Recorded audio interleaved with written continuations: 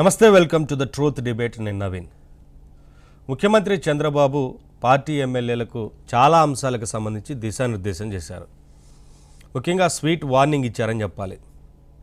ఇష్టారాజ్యంగా వ్యవహరిస్తే కుదరదు, ఖచ్చితంగా పార్టీని మంచి ఇమేజ్ ఉండాలి, పార్టీ ఇమేజ్ని ప్రజల్లోకి తీసుకువెళ్ళాలి, అంతేగాని ఇష్టారాజ్యంగా వ్యవహరిస్తే కుదరదు, సొంత ఎమ్మెల్యేలను సరే చర్యలు ఉంటాయంటూ వార్నింగ్ ఇచ్చారు.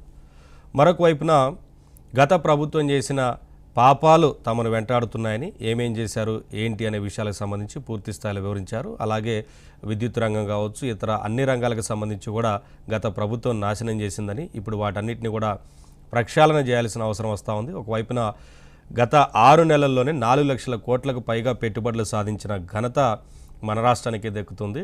కాకపోతే ఇతర రాష్ట్రాల నుంచి పెద్ద ఎత్తున కాంపిటీషన్ ఉన్నప్పటికీ మనం ముందుకు వెళ్తున్న పరిస్థితి అయితే కనిపిస్తూ ఉంది. ఒకవైపున వచ్చే పరిశ్రమలు కూడా మళ్ళీ జగన్ వస్తే పరిస్థితి ఏంటి అని అడిగిన ఆ కంపెనీల ప్రతినిధులు కూడా ఉన్నారు. ఇక జగన్మోహన్ రెడ్డి వచ్చే పరిస్థితి ఉండదు, ఎట్టి పరిస్థితుల్లో ప్రజలు ఆదరించరు, ఆ విషయం క్లియర్ అయిపోయింది, మీరు ఎవరు కూడా భయపడాల్సిన అవసరం లేదంటూ పరిశ్రమలకు కూడా భరోసాని ఇవ్వాల్సిన పరిస్థితి వచ్చింది ఇవాళ.